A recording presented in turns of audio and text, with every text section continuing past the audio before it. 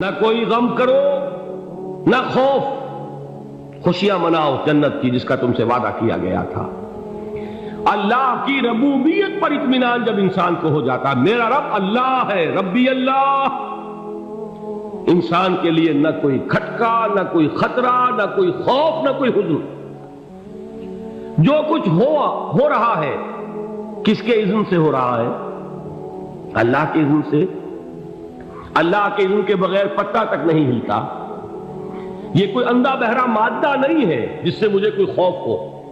اندھا بھینسا چلا رہا ہو اس سے تو ڈرنے کا ہر انسان کو ڈرنا چاہیے، نہ معلوم کس کو ٹکر مار دے، لیکن نہیں، اس کائنات کو چلانے والا ایک سمیع و بصیر خدا ہے۔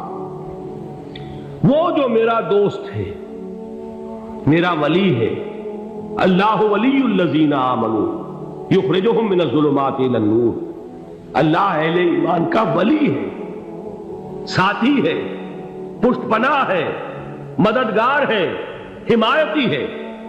بتائیے جسے یقین ہو جائے کہ اللہ میرا مددگار، اللہ میرا محافظ، اللہ میرا پشت پناہ، اللہ میرا حمایتی، اس کے لیے کوئی خوف ہوگا؟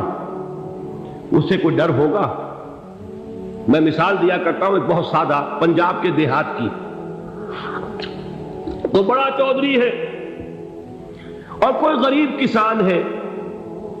اس غریب کسان کے جانوروں کو ہر وقت اندیشہ ہوگا چوری کا، کوئی میری بھینس کھول کر نہ لے جائے، کوئی میرا بیل کھول کر نہ لے جائے۔ لیکن جس کے بارے میں یہ سب کو معلوم ہو کہ وہ جو بڑا چودھری ہے وہ اس کا دوست ہے، اس کی بچیا کو کوئی خوف ہوگا؟ اس کی بھینس پر کوئی ہاتھ ڈالے گا؟ اسے کوئی اندیشہ ہوگا؟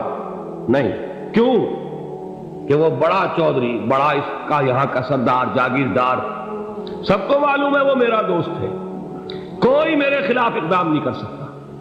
اس دنیا میں یہ چھوٹی سی بات اگر آپ کے دلی اطمینان اور سکون کا باعث بن سکتی ہے تو ذرا تصور کیجئے۔ میں لفظ تصور استعمال کروں گا صرف اس لیے کہ اس کا ہم جس کو کہتے ہیں ادراک اور شعور کر نہیں سکتے، اگر کے ساتھ کر سکتے۔ اگر یقین ہو کہ اللہ میرا مددگار اور یقین ہو کہ اللہ ہر آن میرے ساتھ ہے، پھر کوئی خوف؟ کس کا خوف؟ کوئی شے اللہ سے بالا تر ہے؟ کوئی قوت اس سے زیادہ طاقتور ہے؟ کوئی اس کے ارادے کو بدلنے والا ہے؟ کوئی اس کی مشیت کے آڑے آنے والا ہے؟ یہی بات ہے جو حضور نے فرمائی، یہ ایمان کا حاصل ہے لب لباب، کہ دیکھو اچھی طرح اس بات کو ذہن نشین کر لو، اگر تمام انسان مل کر تمہیں کوئی نقصان پہنچانا چاہے نہیں پہنچا سکتے، مگر جو کچھ اللہ نے لکھ دیا ہو، اور تمام انسان مل کر تمہیں کوئی نفع پہنچانا چاہے نہیں پہنچا سکتے، مگر وہ شے جو اللہ نے طے کر دی۔ آپ پھر میں کہوں گا ذرا طاری کیجئے، اسے فرض کیجئے، اسے سوچئے۔ اگر اس حدیث پر ہمارا دل ٹھکا ہوا ہو تو کسی سے ڈر ہوگا؟ یہ مجھے نقصان نہ پہنچا دے، یہ میری رپورٹ خراب نہ کر دے، یہ میری انکریمنٹ نہ رکوا دے، یہ میرا یہ نہ بگاڑ دے، یہ میرے یہ نقصان نہ پہنچا دے۔ اس کا ڈر، اس کا ڈر، اس کا خوف، اس کی خوشامد، اس کے لیے جا کر طرح طرح سے اپنی عزت نفس کو ذلیل کروانا اس کے سامنے، یہ سب کچھ کیوں کرتا ہے انسان؟ جب سمجھتا ہے کہ اس کے ہاتھ میں میرا کوئی نفع ہے، اس کے ہاتھ میں میرے لیے کوئی ضرر ہے، یہ مجھے کوئی غضب پہنچا سکتا ہے، یہ مجھے کوئی نقصان پہنچا سکتا ہے، یہ میرا کوئی کام بنا سکتا ہے، یہ میری کوئی ضرورت پوری کر سکتا ہے، اسی کا نام شرک ہے۔ جہاں آپ نے یہ سمجھا کہ غیر اللہ کے اندر کوئی طاقت موجود ہے، وہی شرک ہے۔ بتوں سے تجھ کو امیدیں، خدا سے نو امیدی، مجھے بتا تو صحیح اور کافری کیا ہے؟ شرک تو یہ ہے۔ جس پر بھی تمہیں یہ خیال ہے، کلمہ ہے یہ کلمہ سوم، لا حول ولا قوت الا باللہ، ذرا اس پر دل کو کبھی اگر آپ تصور کریں، پھر فرض کریں، دل ٹھک جائے اس پر، کوئی طاقت نہیں۔ یہی بات تھی جو شیخ عبد القادر جیلانی رحمۃ اللہ علیہ نے اپنی وصیت میں اپنے بچے سے کہی۔ 11ویں دینے والے ہیں، لیکن حضرت شیخ عبد القادر جیلانی کی وصیت اور تعلیمات کو کتنے لوگ ہیں تم جانتے ہو؟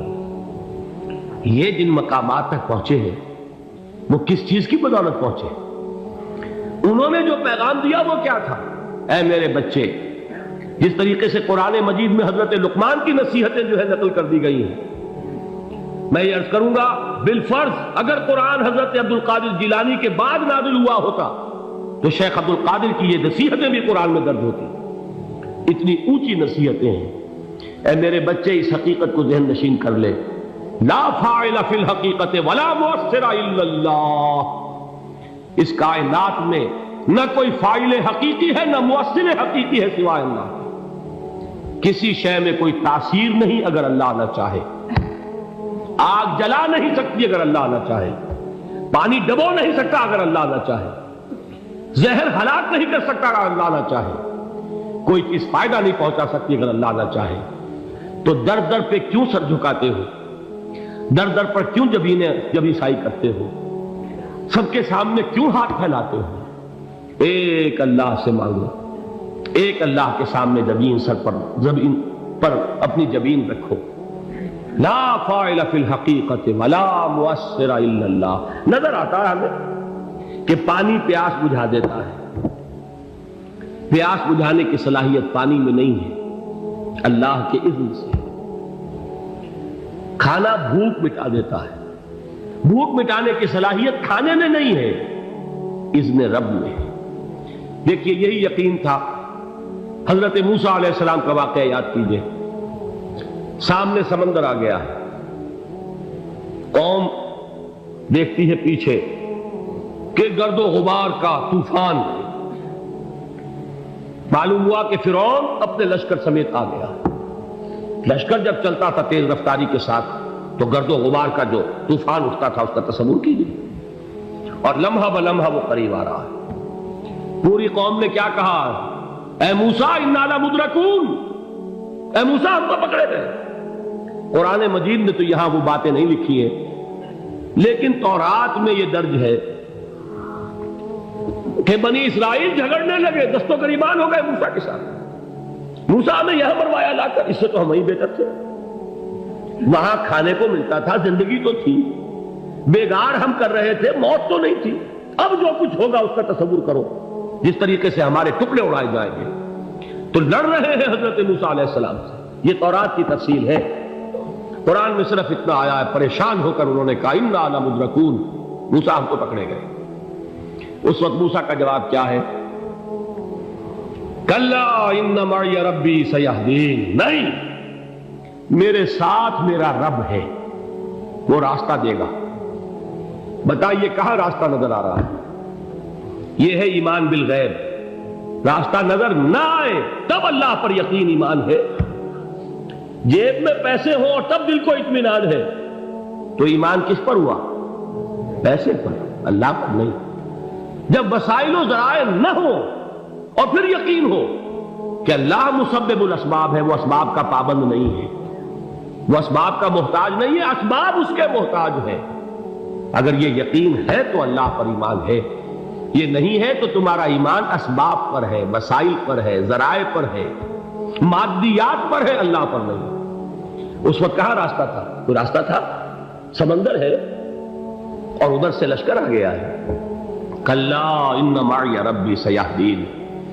اب دیکھیے ایمان کہہ دینا آسان ہے، ہوا معکم اینما کنتم، جہاں کہیں بھی تم ہوتے ہو اللہ تمہارے ساتھ ہوتا ہے، لیکن اس کا یقین قائم ہو جائے تو زمین و آسمان کا فرق واقع ہو جائے۔ یہی بات ہوئی حضور کے ساتھ۔ غار ہے، چھپے ہوئے ہیں محمد رسول اللہ اور آپ کے وہ یار غار ابو بکر صدیق رضی اللہ تعالی عنہ۔ اقبال نے حضرت ابو بکر کی شان میں چند اشعار کہیں صرف، لیکن واقعہ یہ ہے کہ بھاری بھاری نظموں پر اور قصیدوں پر بھاری ہے، طویل ترین نظمیں اور قصیدے ہوں ان پر بھاری ہے۔ ہمتیں ابو بکر کی ہمت جو ہے، کشت ملت را جو ابر، جیسے بارش سے کھیتی اپجتی ہے، ابو بکر کی ہمت اور عزیمت اس امت کو اسی طرح سینچنے والی ہے۔ ثانیے اسلام و غار و بدر و قبر،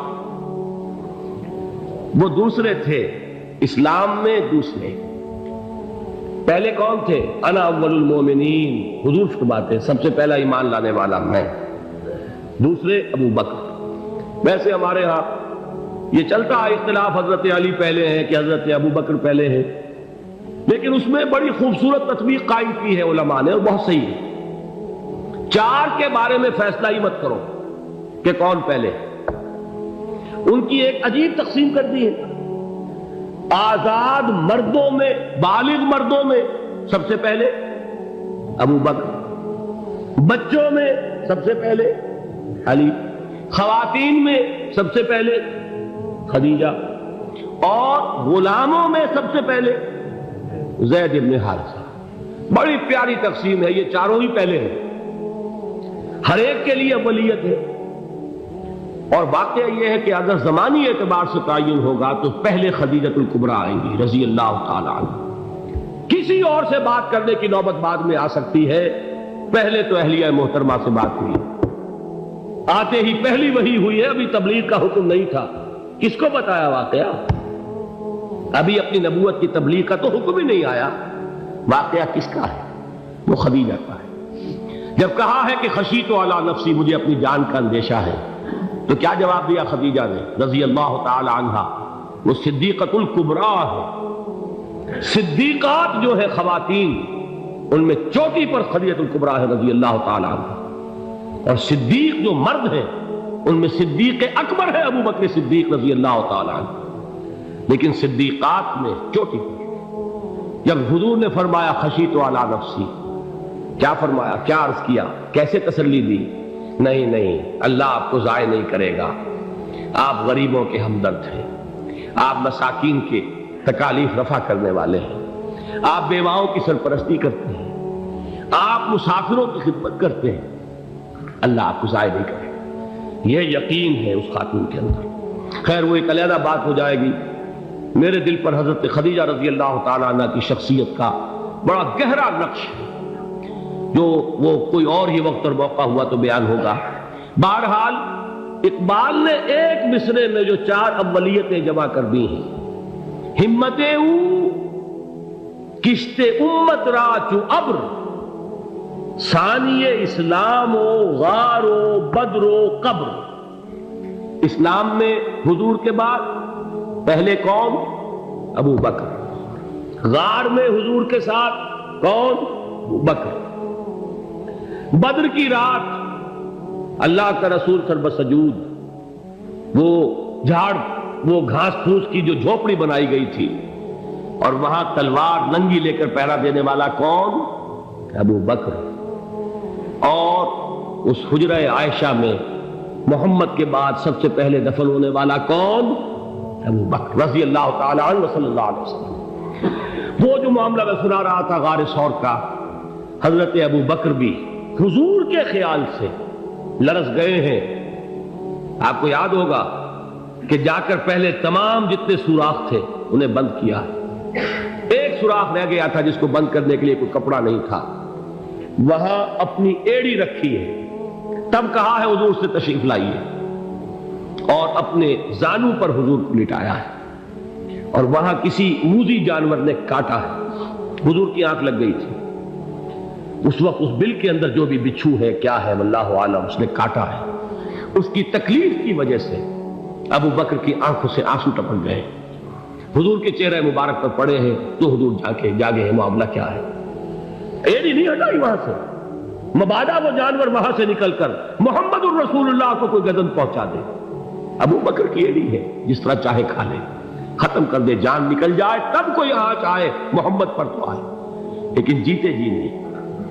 وہ ہے ابو بکر۔